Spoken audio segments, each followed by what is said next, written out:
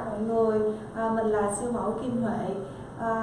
Hiện tại là Kim Huệ đang có mặt tại đất nước Hàn Quốc xinh đẹp, và Kim Huệ có 5 ngày đến với đất nước Hàn Quốc để tham gia một cái cuộc thi gọi là Hoa hậu siêu quốc gia 2018.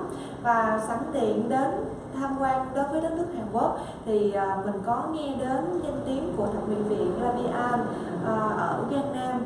Thì ngày hôm nay mình được đến đây tham quan thì quá là bất ngờ đi.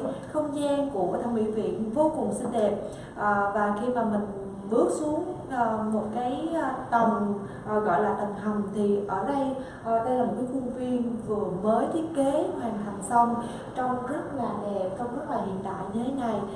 Thì nếu như mà có dịp thì Kim Huệ sẽ quay cho các bạn không gian ở bên trong cho các bạn có thể dễ dàng biết rõ hơn về thẩm mỹ viện La Vie An nhé. Thì hôm nay Kim Huệ cũng muốn chia sẻ với tất cả mọi người, đó là Kim Huệ cũng cảm thấy trên gương mặt mình không hài lòng lắm về cái mũi á. Thì hôm nay mình đến đây để mục đích là gặp bác sĩ để bác sĩ tư vấn xem coi là Kim Huệ có thể thay đổi được cái dáng mũi của mình sao cho nó hoàn thiện hơn, nó đẹp hơn. Thì Kim Huệ cũng hy vọng rằng là sẽ có cơ hội được thẩm mỹ một cái mũi trở nên đẹp hơn tại thẩm mỹ viện La Vie An nhé. Chào tất cả các bạn.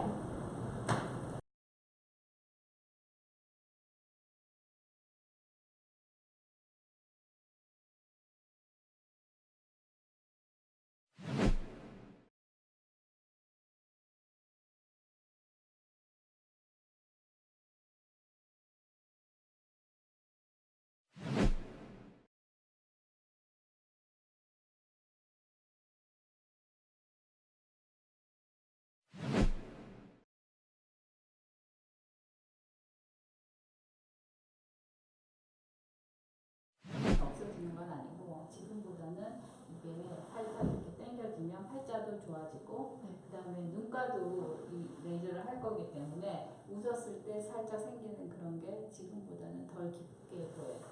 Viện trưởng nói là nó sẽ 저런 경우에 보통 이제 양쪽에 다 있죠. 이쪽에도 여기보다 여기가 더 심하네. 근데 저거는 Khi làm cái biện pháp laser ultra này thì mình có make up được hay không?